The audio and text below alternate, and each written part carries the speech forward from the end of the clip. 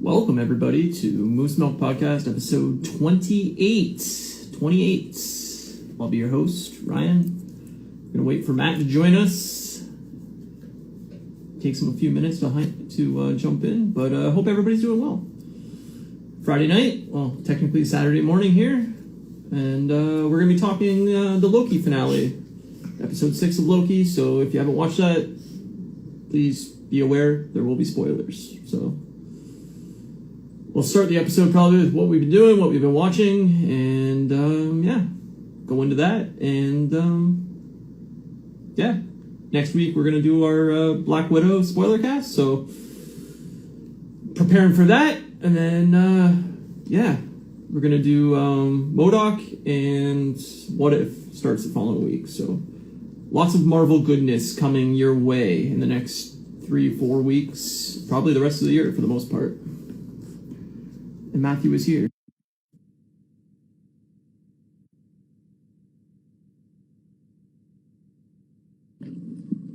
What's up, buddy? Hey, man. How's it going? How you doing? Doing good. How are you? Yeah. Your back's shitty, eh? Yeah, my back's hurting me again. That sucks. A lot of fun. That's the hardest thing about your back is, like, once you hurt it once, fuck, man. It's a hard thing to bounce back from. Like, it's a hard thing to, like, recover from 100%. There's always, like, that risk. Yeah, it's like I can't turn my neck to the right, really. It really hurts when I turn I can do it, but it doesn't feel great. And my right shoulder is just jacked, so it's a lot of fun. It's my trap muscle in my back. So. Oh, man, that sucks. Hopefully it's feeling better. Are you boozing at least and trying to... I have a beer. I'm hoping that, lightens the pain a little bit, but... Mm-hmm. I'm a little healthier. I'm drinking a smoothie. So good. Wait a second. Where's your bubbly? There it is. I'm covered. Hi, Nike Boy Jace. Hey, how's it going, man? I'm drinking this because it's like I'm trying to not eat in the night, so it's like this is basically eating, but like at least I've got like good shit in it. So it's like sure. So I finally got my Mass Effect helmet. Oh, you did? Oh my god, that's fucking humongous. Pretty dope. That's pretty sweet, man. I can't turn the other way, but yeah, it actually lights up too. Don't know how I was just gonna ask you if it lit up. That's sick. It goes red. That's really good. And then it goes blue. It does blue too? Cool. That's sweet. Man, that looks... I like blue a lot better, but that looks dope. Man, that's so cool. Man, if space was not an issue, props would become a huge problem for me. Yeah, well, I'm a huge Mass Effect fan, the video game, and so I paid for this bad boy, and pretty cool. That is very dope, man. That's super dope. That came in yesterday. That's cool. What did I get today? Today I got... you might have seen it on my stories, but I got these Star Wars figures. So... Oh, very nice. Some Clone Wars vintage style cards, and yeah. That's cool, man. But Toys R Us, like, canceled a bunch of people's orders and then basically like reached out to everybody and was like, we don't want to screw you over, we're gonna make sure you get what you ordered, kind of thing. So it was a bit more of a pain. Instead of it delivering to me, I had to go to the store. But still, like, the fact that they just didn't cancel it and be like, nah, fuck you. That's what pretty much everybody else does. Yeah. So it's like Amazon. I just don't understand. I don't understand why these companies take pre-orders if they're not willing to fulfill them. I know, it makes no sense. Like, you would think that whatever company they're ordering from would say, like, hey, you are getting 10 of these. You can take 10 pre-orders or like whatever you want to do as a store. And that's the max. If you take more pre-orders than that, then that's on you. Like, nothing we can do about that. Yeah. And then So they take 10 pre-orders and then cut it off and say, oh, when we get our next shipment, then we'll let you know, kind of thing. Like, I don't understand why these companies go, hey, we're getting maybe 7 of these. We're going to take 37 pre-orders and then cancel 30 people and make them angry. It's weird because I guess it's just maybe from working in grocery and seeing how it works. And it's just like, I don't understand why companies don't do that. Like, if you do a pre-order for something and then like it's like the demand seriously outweighs the supply, why wouldn't you be? I guess it's probably different for something like a video game console where like if there's a lot more to making it than like an action figure, you know what I mean? And like, but like for me, when I look at action figure stuff and I see shit get canceled, it frustrates me because it's like, if you know you have 400 million people wanting this and you only are on pace to make like 300 million, wouldn't you, especially because it's a pre-order that far out, like wouldn't you think that it would make sense to like tell the company, hey, there's way more demand for this, it's still 9 months away, like adding more production to the line is not the time consuming part of that process.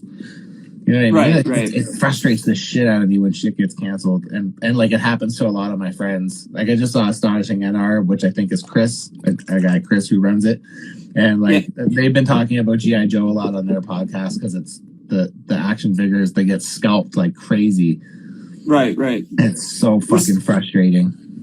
We're seeing that right now with like PS5s and Xbox Series X's. It's like the demand is way, way more than they can even produce. But like in that regard, like there's a chip shortage, like a massive microchip shortage, and that's what's causing. Yeah, that's what's causing. But for something like an action figure, there's no reason they can't press more and manufacture more. The molds are already done. It's just upping. Right, exactly. It's just a matter of it would make it running cheaper for them. It would make it cheaper for them to be able to add more plastic to the order. So. No, exactly. Like to me, that's a company going, we have to hit a whatever September 1st deadline to make these. Why don't we take the pre-orders ahead of time, see what the demand is from the product, and then manufacture that amount plus, 5% more to put in stores? What a concept. Yeah. Like it doesn't make any sense to me. It's like, let's see what the demand is, manufacture that, at least that amount, and then add 10% so that the store shelves have something to put on it. And boom, you're done. Like, I don't understand why these companies can't figure this out. I know. It's fucking frustrating, man. It's so fucking frustrating. And I understand, like, probably COVID has had, like, a huge effect on manufacturing and these plants and stuff, especially if they're getting manufactured in, like, Japan or something like that, right? Where, it very well may have affected the factory, or they may have had an outbreak or whatever, but then don't announce a release date, push the release date until the time you need to manufacture them. There's a company that makes figures. I know you don't really know a whole lot about the action figure side of it, but there's a company called Mafex that makes like really articulated, awesome figures. They're awesome, but they're like super frustrating. So I'll give you an example. I pre-ordered they always come out like a year after whatever you're buying it from came out. So like Mandalorian season 1 Mando, I ordered it like it's almost a year delayed, and it's like every month they're just like, here's another delay, and it's just like, why don't you just say, honestly, it bites me more to get a notice every month saying you're delaying it again than for you to just be like, it's indefinitely delayed, we'll let you know when it's coming. Like I would rather, and that's exactly what I mean. But it's so fucking frustrated, right? Because when you announce delay, it's just frustrating people. If you gave, say you wanted it to be out September 1st, but then push it. If you don't think you can hit September 1st, don't announce September 1st as your release date. Push it till October 1st, and that gives you a 30-day period to flex. But every time you delay something, it just makes people more and more angry and more and more unlikely to pre-order your next product because you just keep pushing it. You're just costing yourself money at that point and customers. Yeah. I don't understand. It's the same as video games, right? Like, there's so many times with video games, they announce the release date and they'll be like, this game's coming out November 1st. And then 2 months before it's ready, they go, we can't hit that date. We have to push it to March 1st. And it's like, well, then why did you announce the date? I understand like a lot of these corporations and companies have shareholders that they're trying to. They have to answer to. Yeah, they have to appease in whatever regard. But at some point, the shareholders have to understand that you're actually just pissing off your customer base by keeping pushing things. And I just don't get it. Yes. Cyberpunk for sure. 100%. Yes. Yeah. I've never. The game played it, but Cyberpunk got delayed like all the shit that happened with it. So 6 times and the game's broken still a year after release. Like, yeah, it's ridiculous.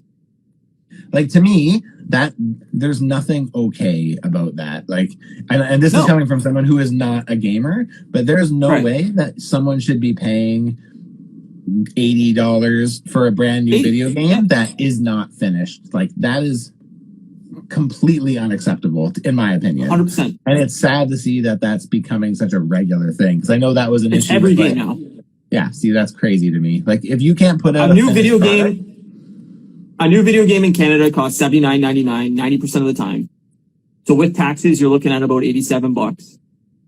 And 90% of the time, the game comes out day one and is a broken mess in some regard. Either online isn't working right, the servers can't handle the amount of players, or the game is glitchy and doesn't operate correctly. Very few games come out working day one. And then they patch it, and they patch it, and they patch it. And then eventually it works. But my point is all the people that bought the game day one are your hardcore fans that wanted a product day one, and you're putting it out in a really bad manner. Yeah. It just completely takes your hype, your interest in the product and their future products completely gone. So bringing it back to action figures, like if that product comes out and it's not done the way you expected or like up to the quality you expected, now you waited, 3 months through a delay, and then you get the product and it's still not great or it's still not what you wanted. People would return that product, or people would say like, I'm not buying your next product. Like you don't go buy a car. You don't go buy a brand new car and they go, hey, we forgot your steering wheel. That's going to come down in 3 months. Like you're buying a product, you expect that product to work from square one, period. Especially when they're expensive. And that's like with those Mafex figures that I was talking about, like it's the best example because honestly, when I think about it, I'm like, I can't even buy something from them because I can't support, like they're still soliciting new product all the time. Right. But it's just like, one of my favorite podcasts. Like, it's so fucking good that like, I can't not get it. So it's like, like what I do with their product now is like I literally like you don't have to pre-order, you don't have to pay when you pre-order, you pay when you ship. Right. But I've gotten to the point now where like I can't rely on their release dates so much that like I went back and prepaid for all of my Mafex stuff. I think I've got like 13 or 14 things that are way overdue, like at least 3 months, 3 to 10 months overdue. Yeah, that's ridiculous. But the thing is if I don't, then like what happens when I do get like 5 figures dropped on me at once? It's like I don't have that. I mean, I do have that kind of money, but it's not like I don't want to. That's not how I like to. Yeah, but if all of a sudden you're dishing out $300, that's ridiculous. Yeah. Well, these ones one are of my favorite expensive. podcasts. They're like $115 a pop Canadian, so they're like expensive. Yeah, that's a lot of money. Yeah. I listen to a PlayStation podcast called Sacred Symbols. And it's all about PlayStation. It's like a hardcore PlayStation podcast. But they always say, like, speak with your wallet. The only thing these corporations understand is you not supporting them in the future and not giving them the money in your pre-orders, so on and so forth. And like more as I grow older and older and I get less into like the hype of a new product and the less into the marketing of products where like, that's the marketer's job. That's the head of the company's job is to hype you up to buy this next thing on launch. And the less and less I get away from that, the more happier I am because I quickly realize a lot of these games and stuff that come out a month after release date, they're 50% off. You can find them cheap. By that time, they're working, they're polished, they've been patched into a working condition. And a lot of the websites that do reviews and stuff like that have told you what the quality of the product is by that point. So you know what you're buying, And totally. That's where I'm heading is like from now on, maybe I'm not going to buy a product from CD Projekt Red who released Cyberpunk. Their next project, I'm probably not going to buy it at release because I don't trust them anymore. They've lost my fandom. and it's proven, their history has proven that like they can't be relied on. Like you can't buy that product day one and get a quality experience out of it. Like it's destined to fail. It's destined to let you down. So it's just like why be so engaged and support that, right?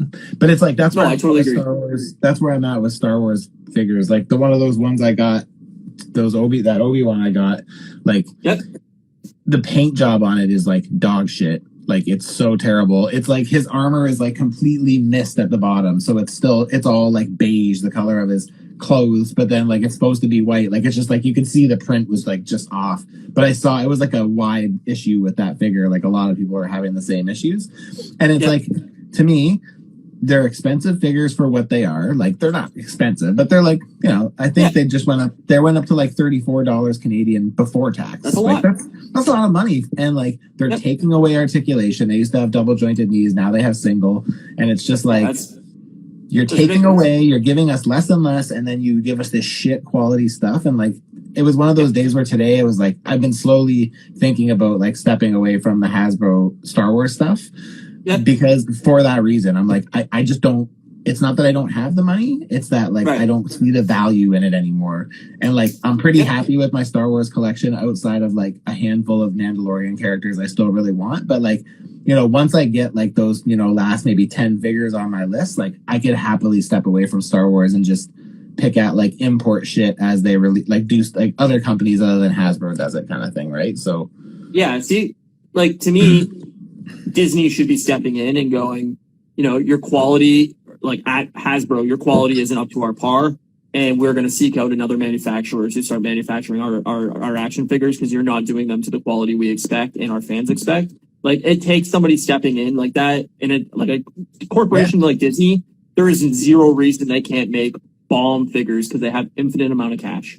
It's not the issue for me is not that the figures aren't still good. They're still good quality, and that's not the issue. The issue is that they're compromising what they've been doing. They've been doing this line for 6 years, and like, or maybe even more now, and they're compromising that quality, but they're charging us more to do so. It's not acceptable. It's like, it's annoying. And I was just like, today was one of those days where it's like, it's been on my mind. And then I saw that Obi-Wan and I was just like, this is seriously dog shit. Like, honestly, I shouldn't have to fix this. Like, I shouldn't. I agree with you. It takes somebody like you and, people on social media that have a following and people that care about these products to actually speak up and say like, just because I love action figures doesn't mean I have to support company X, this big corporation. Like there's a lot of big corporations I love and make quality products. And like, I own a Sony television. I own every PlayStation system. Like I love Sony products, but if they start putting out substandard quality things, I'm not going to support them anymore. You lose my money. Like that's just the way it is. Yep, I agree. Mercury More Customs is saying that the Black Series figures, those are the Hasbro ones, are dwindling especially with articulation. I really only buy older release clones. Yeah, so like he's saying is like the older stuff, go back like a year and a half, like every figure had double jointed knees, but now they switched it to like a single, and it's like you can't get really good action poses out of them. And like they all have like hand job hands, which I get because they all hold weapons, but it's like because they don't have alternate hands, I have like a full shelf full of characters looking like they're gonna give a hand job, and it's like I guess it works in some circumstances. But sure. Depends what kind of action set you want to set up, The Cantina could have played out very differently. Can I? Yeah, hand job hands over lightsabers. If you get my drift.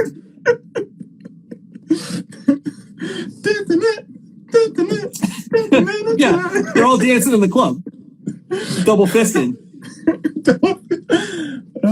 That's really good. So as usual, we got off to a completely off topic. 20-minute rant. Hold my lightsaber, Astonishing says. No, it takes a competitive other corporation though to step in. Like I don't know a lot about action figures, but it's going to take company X stepping in and saying, fuck you, Hasbro. We're going to make a $34.99 action figure that's 3 times the quality of yours. and people jumping and buying their thing, and Hasbro realizing like, hey, there's competitors out there and we have to step up our game or they're going to take the market. I think that can't happen though, because I'm pretty sure the way it works is they sell the license. So like, for example, Yes. like that's what they do with video games too. Yeah. So like in 6-inch scale, like Hasbro is the only one that can do Star Wars figures at a 6-inch scale with like to a certain price point. So like once I think it hits like $80 or something, then Bandai comes in, which is one of the import figures from Japan, who will come in and like, but to me, like when it's a main character, like I almost always get the Bandai ones because they have alternate hands. So again, like, you know, my Hans and my Lukes and my Leias and my Chewies, they're not all left with this. They've got neutral hands. They've got like force pushing hands. You know what I mean? Like it's. And if I know Chewie, he loves his hands like this.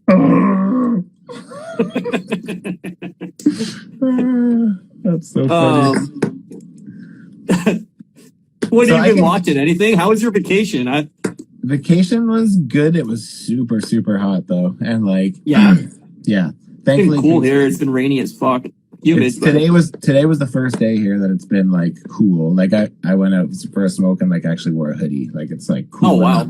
Yeah, it's only 17 degrees here, so it's pretty. Oh, it's like 24 here. But. Oh yeah. So like when we were in the Okanagan, we went up to Kelowna and we stayed right on the water. It's like it's super nice, but it's just like it's kind of more of like a thing for like if you had like a boat. Like we didn't really have a boat or anything, right? Because it's like you have a dock right on the back. And like we had like access to the lake, which was really nice. But like the Wi-Fi was super slow. Like we were trying to watch movies and it was just like they had Netflix and stuff, but like the TV they had, like the speakers were blown and like that sucks. So it was like all the lows were like super muffled and all the highs were like screeching loud, and it's just like ugh. Had to pretty much watch everything with subtitles. But yeah, we just watched I didn't watch anything new. Like we kind of revisited like some of the ones we always watched together as a family. Like we watched Meet the Fockers. I watched a bunch of Arrested Development. Nice. So it was pretty good. But like other than that, like, you know, this week was simple. I watched Black Widow again with my father-in-law, who was like completely lost. He was like, "What the fuck is this?" That's awesome. And what else? And Bad Batch and Loki. That's all I pretty much have been up to this week. So nothing wrong though with that, man. You need a little break from television sometimes, you know. I even took a break from customizing too. The situation, the setup was like not good. Like the ceiling was like loft style. So Kate's parents were like sleeping like above, but the ceiling was open. So like when I had lights on, I like felt bad because I was like, I stayed up super late. Right. And it's just like, I couldn't like even the lighting itself was shit. And I couldn't see anything. And I was like, you know what? I just gotta, this is just going to be a week of just chill out. Like that's all I can do. Yeah. Sometimes you need to just unplug 100%, you know? Totally. So what about you? What'd you watch this week? So hold on one sec. Hold on. Yeah. So this guy, Mercury More Customs, was talking about Bethesda, and like, yeah, I totally agree. Fallout 76 was dog shit. Bethesda has fallen off a cliff with hey, what's Bethesda? Bethesda makes Fallout and Elder Scrolls. Okay, video game. Mostly RPG games. But yeah, no, their quality's fallen off a cliff. I totally agree with you. So this week I watched basically nothing other than a reality show from Australia called The Block. It's on Amazon Prime if anybody's interested. It's a competitive reality show where they renovate houses. Basically, there's 5 teams of 2. They all get a separate house, and week to week they have to renovate a set room. So it'll be like living room week or master bedroom week or whatever. And they all have a set budget. Are these guys all like trained to do this? Like, is this like it's amateurs? But like some of them have skill sets. Like sometimes one member of the team will be like an interior designer, or like one member will be like a plumber or a carpenter or whatever. But generally, it's amateur people who, you know, are into renovating, but not necessarily professionals at it. But they get a set budget. They all have the same budget. So it'll be like, you have $100,000 to renovate this house, basically. But it's always like high-end housing. And basically, at the end of the week, there's judges that come in and judge all the rooms, and the winner, the best room, gets another $10,000 towards the renovation. And then at the end of the season, they get to auction off the houses, and if it sells above the reserve price, they get to keep that money. So if the house is up for $1.4 million in the auction, they make $2 million, they get $600,000. That's really cool. Yeah. So it's very Australian. Everybody on it's Australian. Like it's very Australian. Like they have a lot of slang terms that you probably won't catch on right away. I may get some of them just because that podcast I listen to, those guys are awesome. Yeah. They always say a lot of stuff, so it's like they call McDonald's in Australia Macca's. It's very weird. They always go like, "We're going down to the Macca's," and I'm like, Macca's. "What the fuck?" And then it's McDonald's, but on the actual sign, like the drive-through signs at some of the McDonald's, it literally says Macca's on it. Weird. That's so weird. It's super weird. But anyway, so I love this reality show. It has like 16 seasons or something like that, but I think only like 14 are on Amazon Prime. But I've only watched from season 7 on, so I'd recommend starting somewhere in there, because some of the really, really old seasons are like from like 2000, so they're probably pretty dated. Nice. But if you're into reality shows and like home renovation and stuff like that, it's a really interesting show to watch. But the seasons are very, very long, like 50 episode seasons. So whoa, damn, that's a lot. It's on 4 times a week in Australia, so it's like usually between 50 and 60 episodes a season. Wow, that's a lot.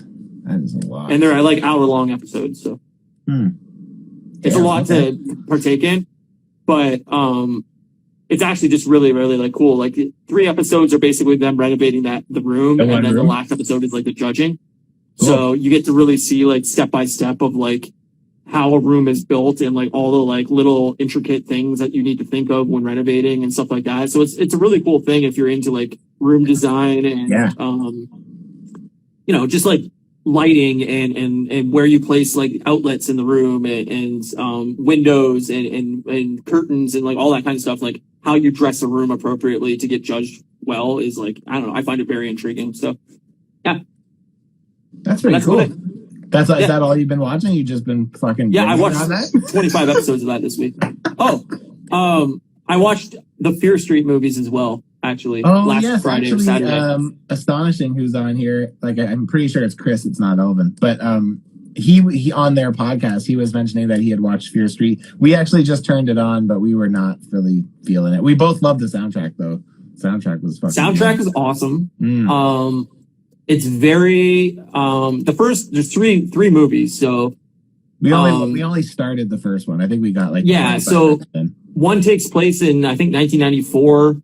Yeah. The other one takes place in like 84, and then like the last one takes place in like 1666 or something. Yeah. But it's the first one's very like kind of Scream-esque. It's like kind of a parody on like a slasher film. And then the second one's very much like Friday the 13th type style movie. I haven't watched the third one yet, but if you're into like horror, it's a fun horror flick. Like I don't think it's like great. Like it's not like a 10, but it's a solid 7.5, 8 out of 10 for me. Like I think they're fun horror films. When we started watching it, we were both like, who would stalk in a bookstore in the dark? It seems like weird.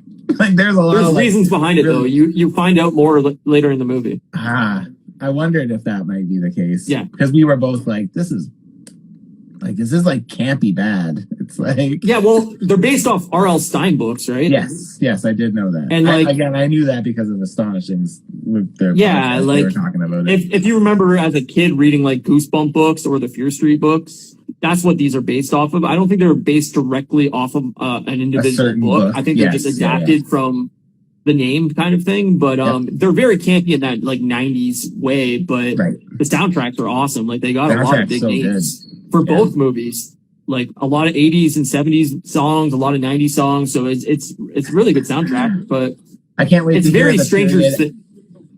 What? I can't wait to hear the period accurate soundtrack for the 1600s episode. It's only flutes and yeah, that's exactly what it would be. I can't wait.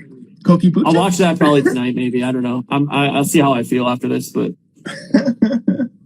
anyway, we should probably talk Loki because we're 30 minutes into this thing. So Yes, so good. Okay. so Loki finale. Okay, If you so- haven't watched it, Yes, spoilers. We're gonna talk spoilers. spoilers. So I have to tell everybody that I enjoyed this episode, but I have some reservations. But I actually steered clear of having conversations with Ryan.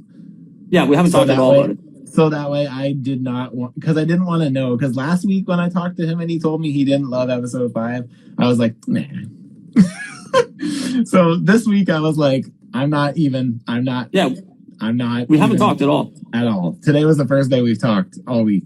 Really? I loved it. Did you?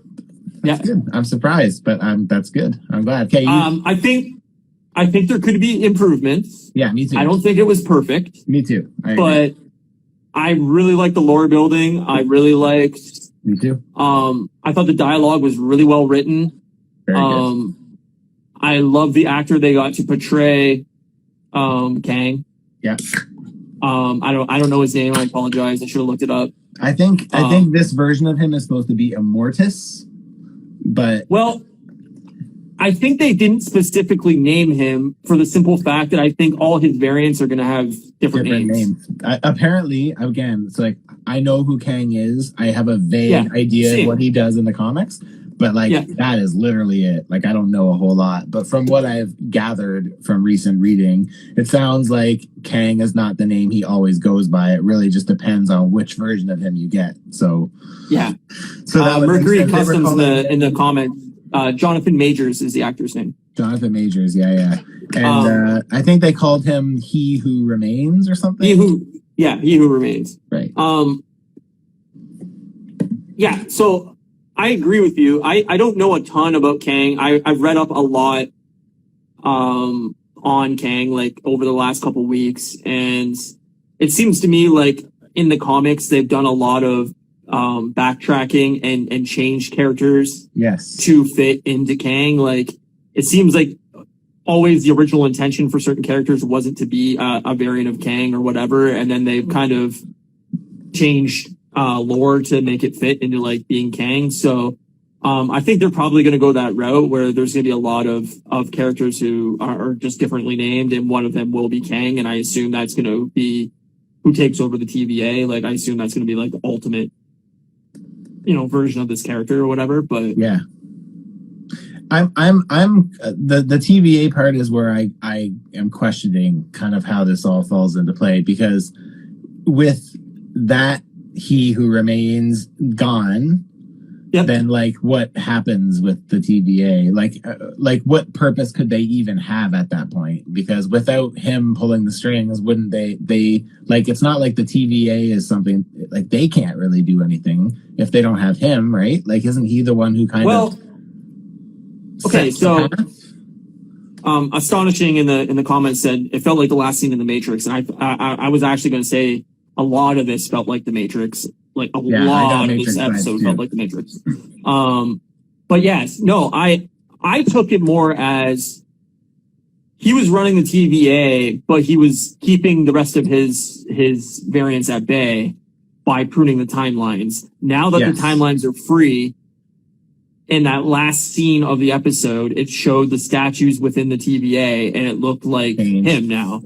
My Yeah. assumption is another variant of him is now back running the TVA and is in Yes. charge, and that's why all the statues resemble him. Yeah, that would make sense. But somehow he has reset people within the TVA to not remember Loki. Because Mobius and Yeah, they Agent don't- B-52 or whatever the fuck her name is, Love doesn't- Shack. yeah, exactly. It's going to be constantly B-52 now after last week. They clearly didn't know who Loki was, so I'm assuming they had some kind of reset within the TVA where he mind wiped them or whatever. But like even the whole scene when he's offering them to Miss Minutes is offering them basically to reinsert them into the timeline. I was like, this is straight out of Matrix. Like Right, the yeah. whole like the agents resetting, reinserting. I can't remember his name. Cyrus out of in the Matrix. to put him back into the Matrix and like all that, and like he's out eating dinner with the agent and everything. I'm like, this is right out of the Matrix. Like this is very Matrix-esque. I really liked it, but like, yeah, I felt like the TVA stuff fell very flat.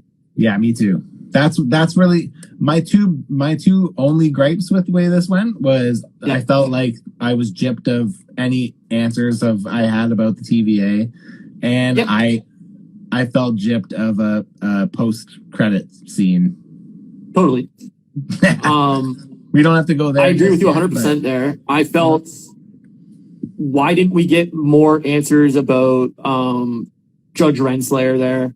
I felt like they set that up and then they didn't really go anywhere with it. Like, I kind of associate that with the TVA because I feel I kind of like in episode 5, I kind of felt more like she was going to have a part of what was happening with the TVA. So like, yeah, I kind of associate those things together, but I agree. Like we got nothing. Well, we got that she has a variant within the timeline that she's like a principal in school. We already knew that like, people were all variants though. No, I know, but my point is like they showed that scene, but then they did nothing with it. And then, well, I think the idea of them showing the scene was because I didn't actually notice this until my second viewing, but like at one point when Mobius walks back in after coming back, he walks into her office and he shows her the pen that they like must have stole from her desk. I think the only thing it kind of would show is that she realized she knew what it was, so she must have known that they were all variants. So I feel like that's the only thing that I kind of got out of that. But I also, that if they reset everybody within the TVA and they're mind wiped and they don't know what's going on again, then what's the point? What was the point of that scene if they're not going to remember it now? Oh, yeah. I feel like in that circumstance, it only helped, what's her name? B-52 escape, wouldn't it? Because that's what she used to kind of get more of the TVA agents on her side. But yes, I agree. Ultimately, it didn't matter. Yeah, I mean, I felt we got gypped of Mobius scenes. I think to have an actor like Owen Wilson and not have him be a part really of the show, like for the last majority of the season, I feel was a huge miss. Yes. How we didn't get that scene. I mean, clearly they're saving it for season 2 or future seasons. That seriously better be the fucking theme song background picture of him just like riding a jet ski. Do like a Baywatch parody where he's like running down the beach and then he's got jumped on the jet ski to rescue somebody, and that was like he was actually like that was his job in the real world in his timeline, and he was like a surfer Baywatch dude. That'd be awesome. Yes, that would be amazing. Like even if they went, and I know this is like really off what we're talking about, but like even if they brought it to a point where kind of like WandaVision, where they did like all these different TV series based around characters within like these storylines. So they did like a whole fake episode of like Owen Wilson as like a Baywatch star. And like, you know what I mean? Like they could do like really weird, like 80s, like parody shows of like just basically what they did with WandaVision of all these different characters. And I think it'd be super fun. I would love to just see them do like 15-minute one shots with some of the, they're going to they're going to have to start doing shit like that because they're going to have so many characters just sitting by the wayside. Oh, I totally agree. So I mean, I have had this discussion with people at work too, where I find it very odd that without spoiling Black Widow is they're clearly setting up, the next era of all these characters, but it seems like almost every lead character now is female, which I find is fine, but I find it very bizarre that like it's not more balanced in any regard. But I guess I guess I can't really say. I don't want to spoil anything, but like I look at like Hulk, right? Clearly they're setting up Hulk to be She-Hulk. Yeah, totally. Iron Man, clearly I assume his daughter is going to be the next Iron Man. Or Ironheart. Ironheart, right. Character, but again, it's also female, but yes. Sure. Hawkeye, clearly they're, I assume, setting it up that his daughter is going to be the next Hawkeye. No. Yeah. No, it's not his daughter. It's Ashley Barton. And I don't know a lot about the character. It's not his daughter, though. I don't know anything about the character. Yeah. But the fact that we got the scene in Endgame of him training his daughter how to shoot the bow and arrow, I assume that's where they're heading. It's not. It's shooting right now. They've hired somebody to play Kate Bishop's. Okay. Kate Bishop's her name, actually. That's right. Okay. Well, yeah. I don't know. I'm just saying, like, a lot of these characters are going. It's still a female. Like Thor. Yeah. They're setting up Natalie Portman to be the next Thor. Like, yeah. I just find like it's like okay, like I get it, but I don't know. I just feel like it's becoming very unbalanced. Yeah. I mean, let's put it this way. This is the way I kind of look at it is like, to me, if the stories are compelling, I don't care if there isn't a dick in sight. Cause like, it just doesn't matter. It doesn't matter to me. And like, when I look, I'm just saying that like, I'm not trying to disempower anybody. I just look at it as the opposite side is like, look at Avengers 1. It's 4 guys and a girl, right? So it's like, to me, to see 4 girls and a guy, it doesn't really like, it's not going to faze me that much. It's just like, as long as the stories don't get to the point where it's like, hey, forcing the agenda down your throat, as long as the stories stay good and the movies stay good and they don't get preachy to me, like, I don't care. Like, I don't care. I know you don't either, but I'm just, for me saying I don't care. Black Panther 2, right? Like now that Chadwick Boseman has passed, they're clearly going to hand that over to his sister in the movie or whatever, I would assume. I don't think clearly. See, to me, that one's the only one that like I just can't put my finger on because it's like I don't know if Shuri as a character is strong enough to take a lead, but like I also think of like maybe someone like M'Baku might be a good choice for that. But then I also think, especially now that we're time hopping all over the place. It could be a whole different variant. Michael B. Jordan. Like, we could even see Michael B. Jordan. That'd be awesome. Like, how great would that be, right? Like, I love Michael B. Jordan. Put him in. That was my favorite part of Black Panther was Michael B. Jordan. So fucking, I would love that if they use that as a way to bring him in as Black Panther. That'd be fucking dope. Yep, that'd be great.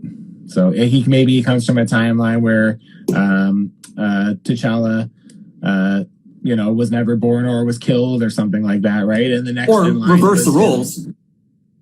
Yeah, or that too. Yeah, totally. T'Challa grew up in like wherever it was, LA or whatever, and he grew up in Wakanda, They just probably wouldn't be able to write Chadwick in because he's not. Obviously. No, but they don't have to show Chadwick. They could just do that through like subtext or whatever. But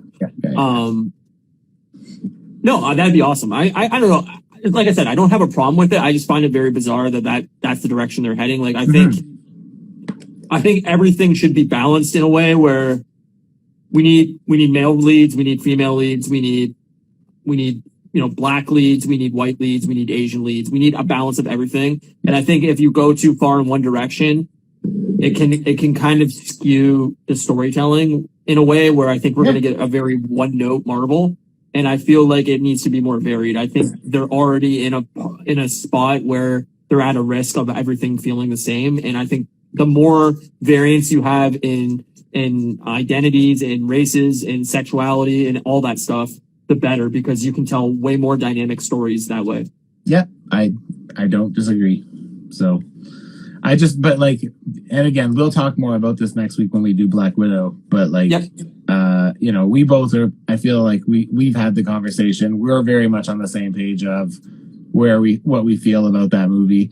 Rewatching it for a second time, and I'll be rewatching it for a third time next week.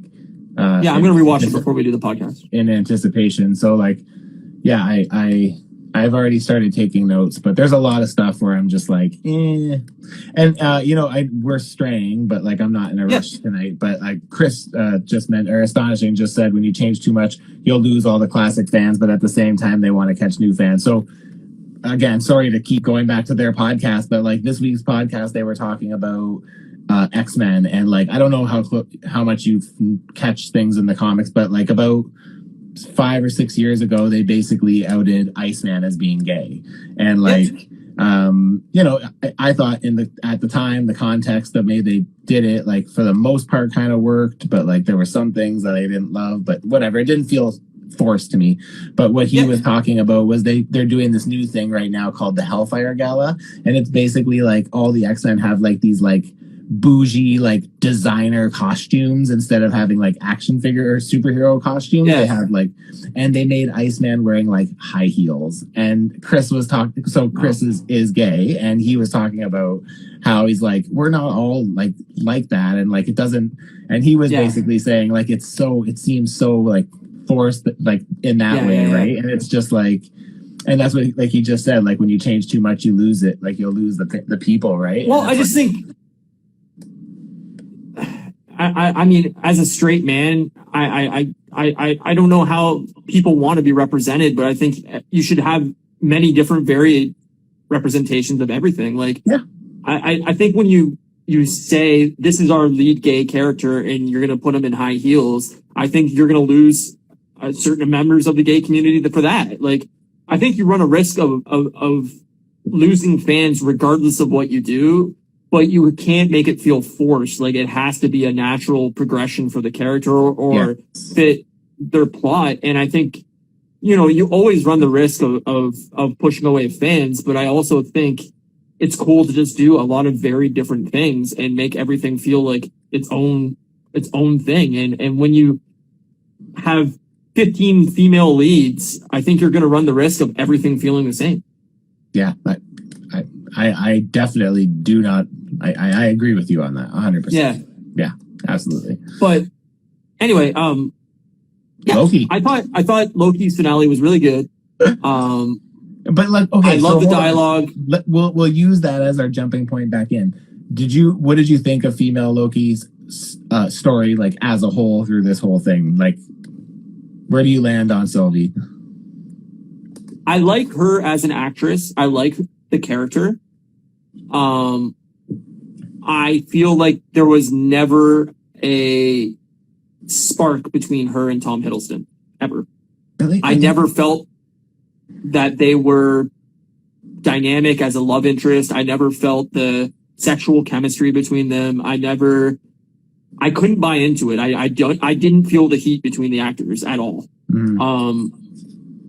Maybe that's a my problem thing, but I feel like a lot of times when you see characters interacting, even in acting, you can feel the sexual tension between the characters if they're actually, you know, a romantic interest in the show. And,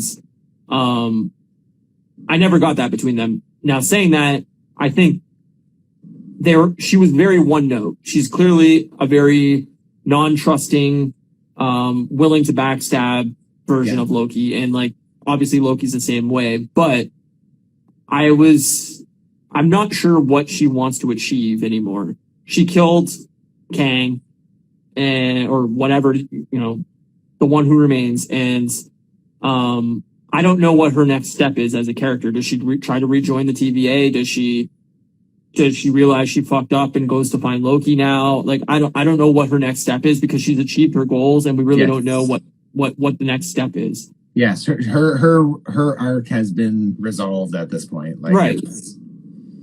And I find that weird because every other character's arc wasn't resolved in any meaningful way, really.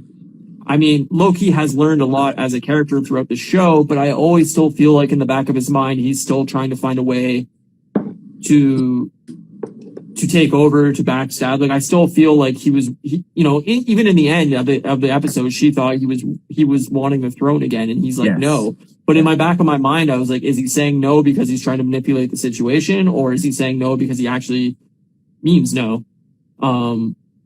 And I guess that's like the distrust of the characters. You're never really supposed to know where he stands, but I didn't really feel overly compelled for either character, to be honest. Like, if I like Tom Hiddleston as an actor, but if they said this was the end of Loki's arc, I would have been fine with that if they would have ended it in a conclusive way. Did you clearly? see, I mean, did you see what he said? But did you see what he said about playing Loki? That he'd do it forever. Yeah, that's funny.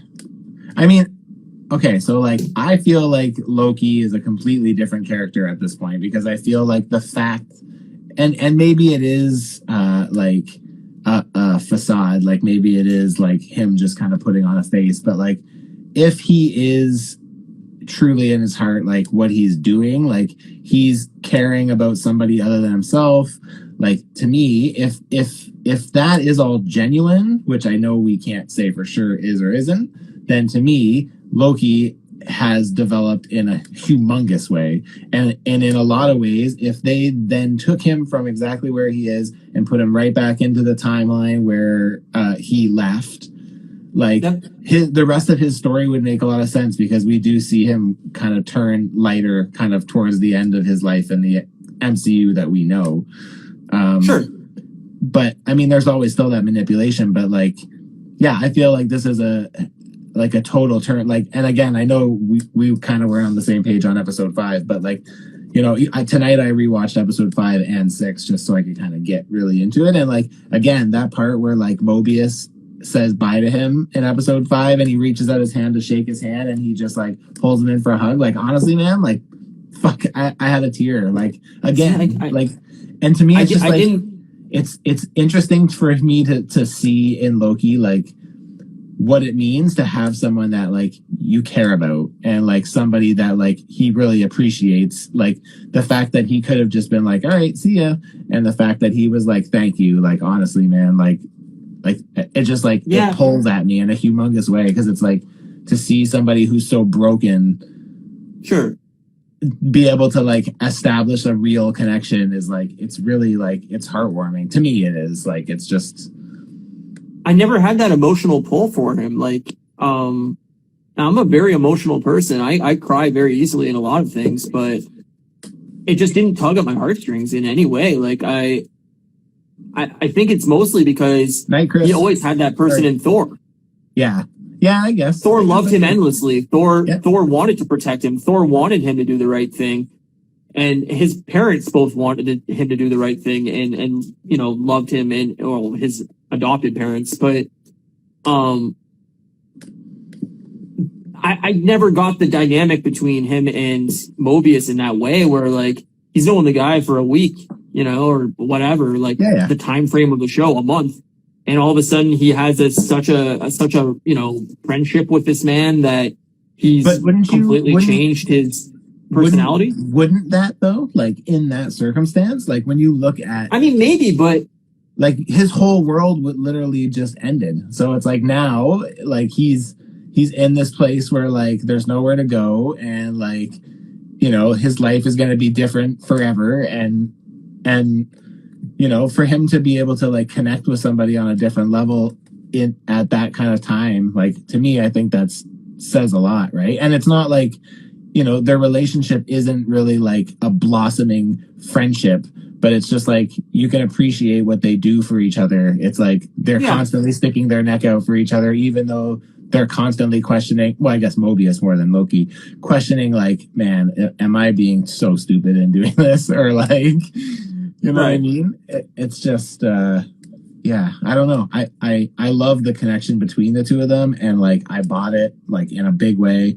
I did see the chemistry. I did feel the chemistry with Loki and Sylvie. Yeah. But like, yeah, I mean, I don't know. Like, I feel like it's one of those things where like if they had to go back to hating each other next season just for good antics, like they could, and it would work, because I feel like they do have good chemistry. It's just like, it's kind of awkward a little bit. Well, they're trying to set it up to be that will they, won't they relationship, right? Yes, like totally. It's the same thing as like Office fans, right? Like with the Jim and Pam dynamic of that's what made the first 3-4 seasons of The Office so good, was you wanted Jim and Pam together, and you never knew if they were finally going to hook up. And then, you know, watching the tension, the sexual tension between them throughout the first, you know, 3-4 seasons of that show that's what made you love those characters. And I think that's what they're trying to set up, is like she backstabbed him at the end, so he's going to be kind of bitter about that in the next season. And they're setting it up so like, you know, they're kind of distant at the beginning of the next season probably, and then they reestablish that connection through whatever drama happens in the next season. And then by the end of the next season, you're back at the same spot of like, oh, you want them together, or, you know, whatever. But, I don't know. Like I said, I really liked the episode, but I felt like there was a lot of threads that weren't answered, which is fine because they're setting it up for the second season. But it also felt like I don't really know where it's heading for a second season. I don't know how you do a second season with all these, you know, the next 3 or 4 movies in the MCU all dealing with time travel. You would assume that a lot of these storylines are going to be answered within those movies. Did I not in hear some that regard. Loki's going to be in Multiverse of Madness, though, right? Did you hear that? I didn't see that. No, Oh, maybe that's not true But- then. But I thought I read I don't know. I know that Kang is the villain of Quantumania. Oh, is he? I didn't know that. Oh, cool. Yeah, apparently. Nice. That's That- great. To me, that's better He- than Nightmare. I think they were going to do Nightmare, so that's better to me. I don't know everything. I just read that it was announced that I believe his name was Jonathan Majors was cast in Ant-Man or Ant-Man Wasp Quantumania, or whatever the fuck they're calling it. Oh, right. Sorry. Quantumania is Ant-Man. Yes, I did know that Yeah. he was the bad guy for that. Sorry. I thought I was Right. getting it So mixed up. I thought you meant Doctor Strange. My bad. no.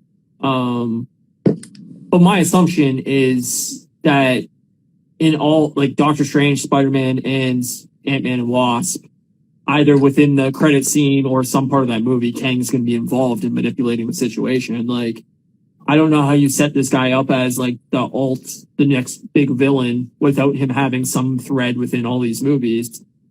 But then Well- when are we going to get Loki season 2? Like, we got to be at I least don't a think year we or have two to out. worry about that because I think they'll just throw them in where it makes sense, whether it's like an after credit scene. And again, I feel like they can do slow build with this, right? Like, if you think about even just what's on deck right now, it's like if they decided they're going to put together another ensemble movie, where are you going to put that? Like they literally have. Well, that's 4 what I movies mean, a is year like- coming out. I don't think we're going to get Loki season 2 next year. I don't know. It's hard to say. It seems like the slate's pretty full. And again, we've discussed this before as well, is like when all of these inevitably do well, what happens when you need season 2 and season 3 and season 4 and you have all these other new ones coming out That's too, what I'm right? saying, is like, Yeah. I don't think we'll get Loki season 2 next year. I have a feeling Loki season 2 is going to be like summer 2023, after all these phase 4 movies are basically out. I could see them doing a Loki season 2. Like, I think the tendrils stemming from this first season are going to be felt within the next 5-6 movies. And Yes. then they're going to do a Loki season 2 as like how it kind of ends this wrap it up. storyline leading into phase 5. Yeah, totally. I think their problem is they have so much on the go. Like, we know that, we still have apparently this year, we still have She-Hulk and, Ms. Marvel. Or I don't know if She-Hulk is necessarily this year, but also, Hawkeye. Oh, that's right. We're supposed to have Hawkeye too. I forgot about that. I can't remember. Is it Hawkeye and She-Hulk this year, or Hawkeye and Ms. Marvel this Marvel. year? But Miss Marvel. okay, so then next year we have, 3 other shows that are supposed to come out. She-Hulk, I don't even remember what else. There's 2 or 3 other shows, and then where do you fit in these 4 movies and then season 2 of any of these shows? Like, it's just, there's too much content. So at some point, they're going to do the Stranger Things / all these Netflixy shows where there's like a 2-year break in between seasons, because they need that time to set up the next show and set up the plot lines and set up the story and whatever.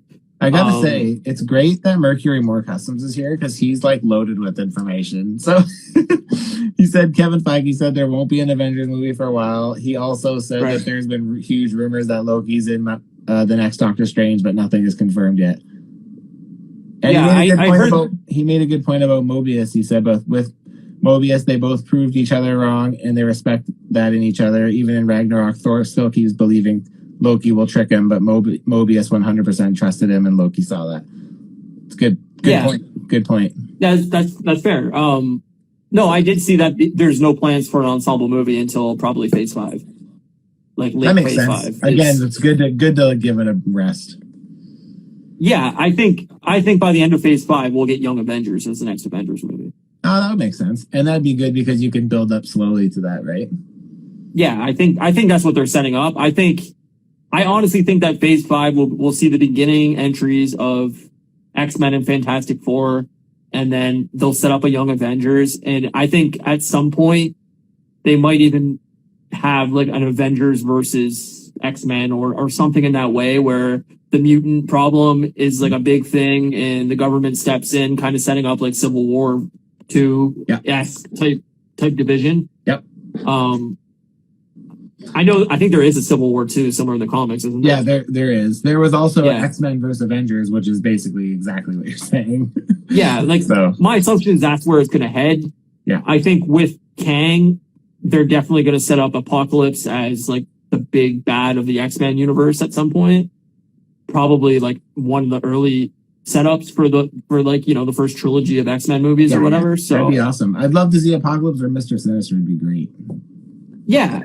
And yeah, we could see like, you know, all these, I mean, I think they're going to try to bring in a lot of these characters as like the villains. And, I don't know. I think we'll be waiting a while for Young Avengers. Like, I think it will be like 2026.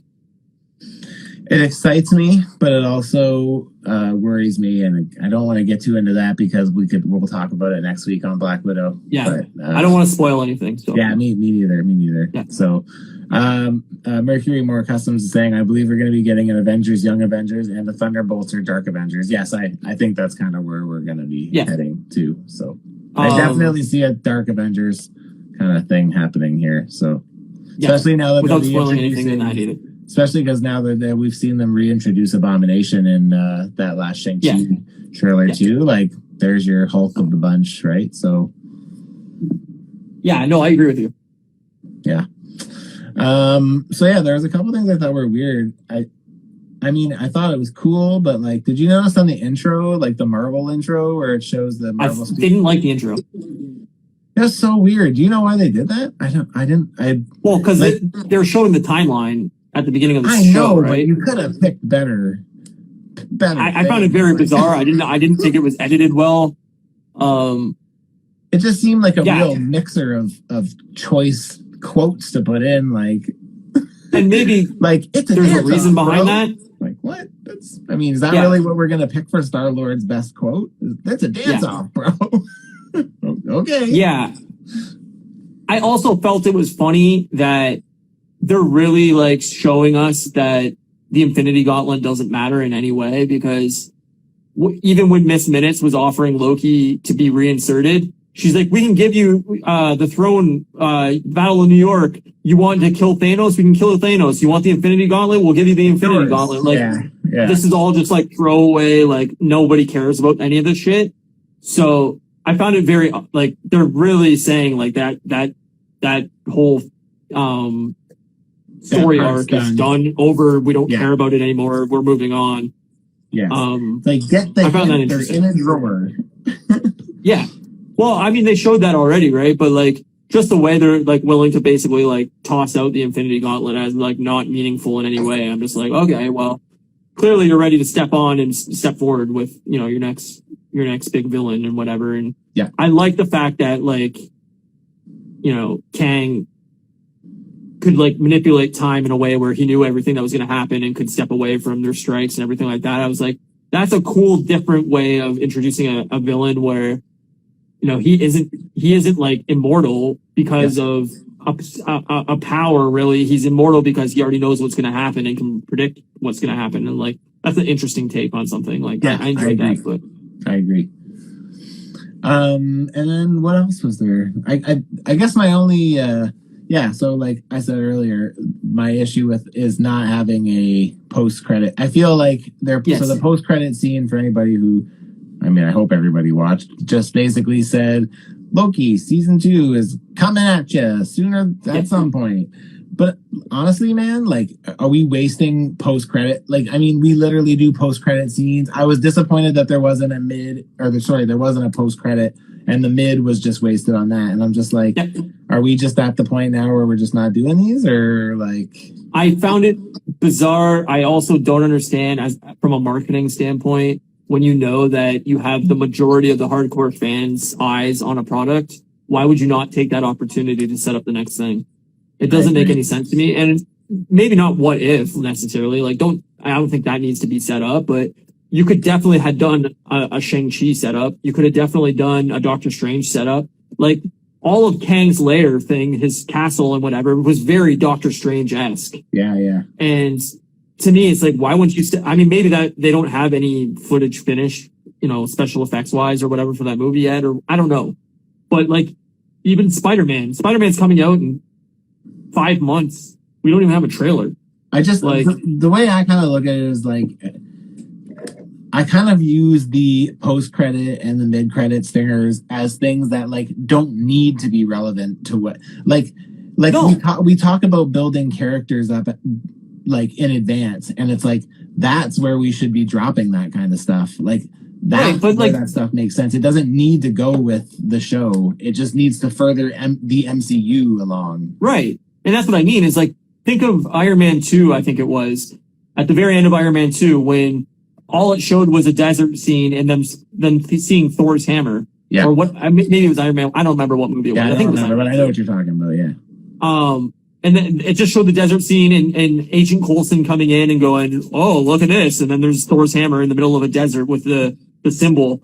And, to me, I'm like, that's all you had to do is Yeah. you could have showed something really cool that set up the 10 rings. Yep. You could have showed something really cool that set up, all the multiverse of Spider-Man and going like, oh, now that the timeline splintered all off, like how hard would it have been to show, Andrew Garfield, you know, like a Spider-Man swinging through New York, and then he lifts his mask off and it's Andrew Garfield or something like that. Yeah. And then you go, oh, holy shit. Like they're really setting up, you know, multiverse type shit. Like you could have done so many cool little things, and you chose to just show a stamp on a page that said Loki season 2 coming. Like it just seems like, well, that's a complete waste of time. I don't know. I get what Mercury More Customs is saying. He said that he likes that they did it because it leaving it as a cliffhanger. Or sorry, actually like that they did that because the ending is such a cliffhanger and needed to just end there. And like I do agree that the ending was great as is, but like I said, like it doesn't need to be Loki related. It could be something else. And like you know, totally agree. I feel like this would have been the best time to like. I'm surprised we haven't got a Spider-Man trailer at this point because honestly, like all it needs, like now there's a reason. Like we know that Andrew and Toby are going to be Spider-Man variants. We know that those are different variants of Spider-Man. So it's like it like now is literally the time to drop it. Like, I don't understand what they're waiting for. And it didn't, like I said, it didn't have to be a trailer. It could have been a 12-second scene of just showing Dr. Octopus or something walking through Tom Holland's version of Spider-Man, like even just Spider-Verse, New York. even just Tobey Maguire Spider-Man in a Daily Bugle newspaper flapping in the wind, and then the Claw just coming in and grabbing it and pulling it off screen. That would be Right.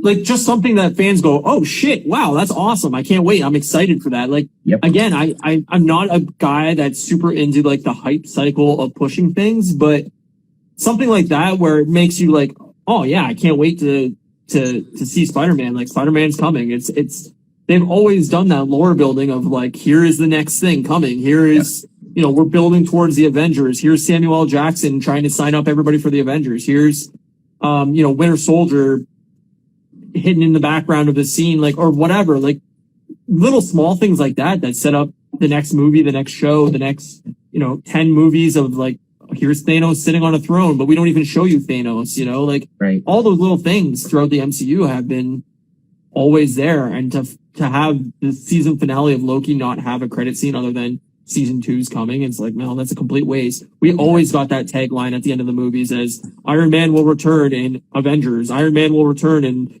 you know, whatever, or Captain America will return in Age of Ultron. Like they've always had those singers at the end is Guardians will return. Like, it's nothing new.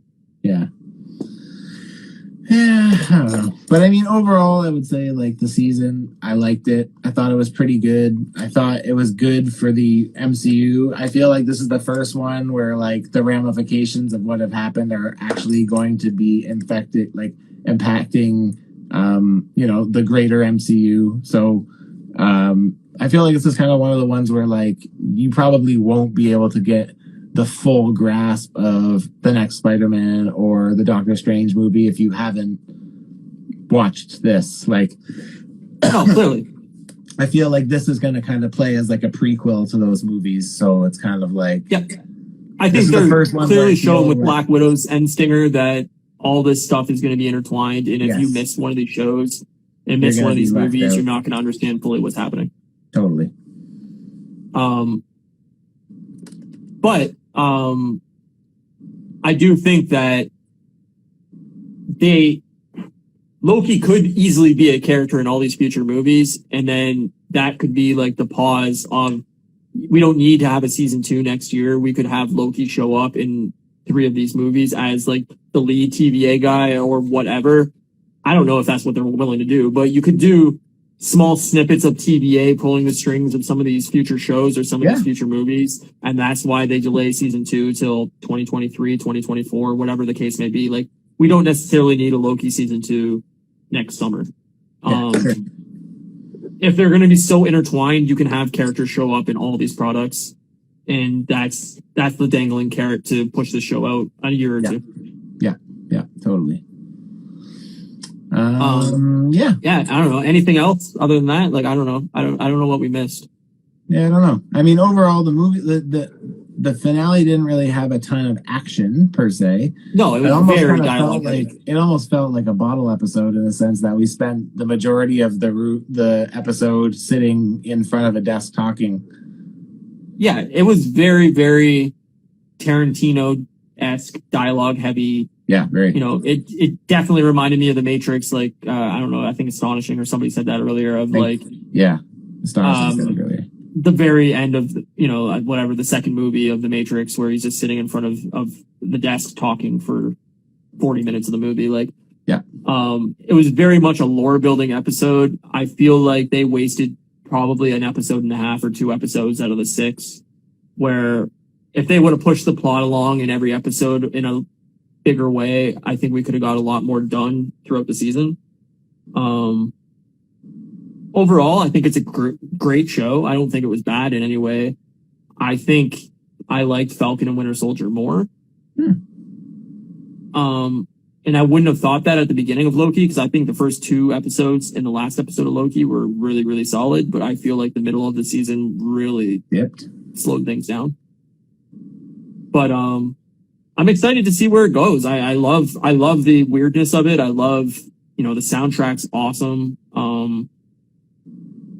I love the weird time travel-y, sci-fi aspect of this world now. Like, I've always been a big sci-fi guy. I've always loved those type of, time travel type things, like Back to the Future and The Matrix and all those style of things. So, this is right up my alley, and like, I'm in. I'm excited.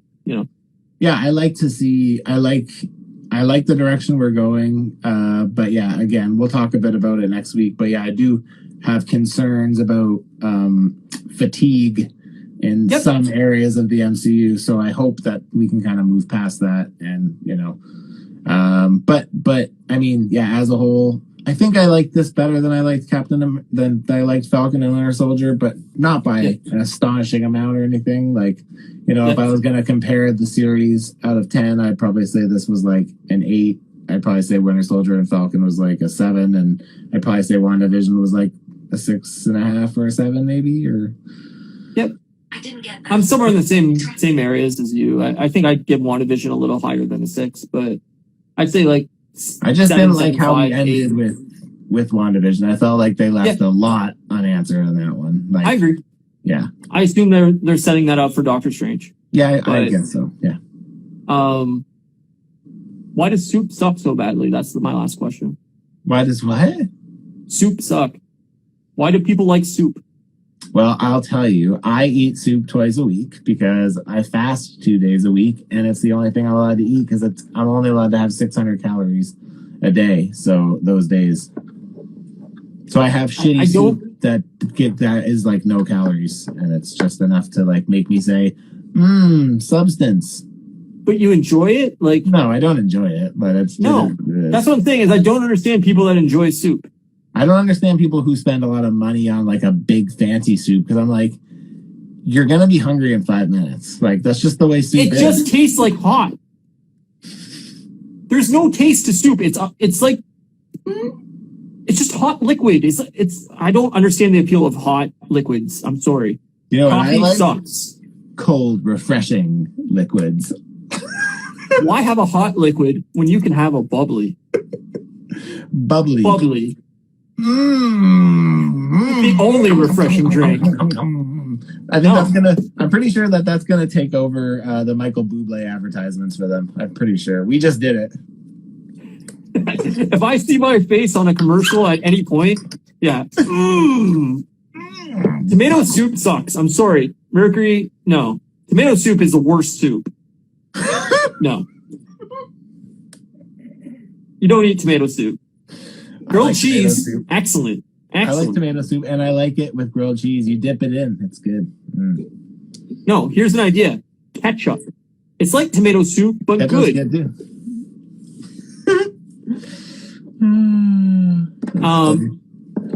Yeah, I think that's it. I think that's the end of the episode. I can't think of anything else. I think you might be right.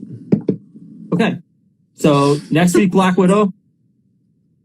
Next week, Black Widow. I'm excited to talk Black Widow with you, especially after watching it again. I definitely have more things to complain about. I'll watch it again probably next Friday. But yeah, I don't know. We'll see. I think we'll have a lot to say about it. It'll be interesting. I have some good stuff to say too. I'm not totally negative, Nancy, but I definitely have lots of things where I'm like, what's the deal with this? Yeah, no. Is that your Jerry Seinfeld impression? As half. Yeah. I slightly committed to it. Yeah, you're like 4% committed. I got the words right. Yeah. It was just the words. That's it. No, I mean, I'm not negative on it either. Like I said, I think it's fine. I'm interested to watch it again to like really focus in on certain aspects of it and type some notes and just really like get my mind right for it. But it should be a fun episode regardless. And Yeah, I hope people come back and comment their takes on the movie too. And thank you for everybody that's been commenting like crazy this episode. It's been good to have that dialogue. It's nice to see that. Yeah. So I appreciate you guys coming out, and hopefully you follow us both over on Instagram and on YouTube at Customs by Matthew at Moose Milk Media. And I hope everybody has a great week, and we'll see you next week. Peace out, everybody. Later, boys.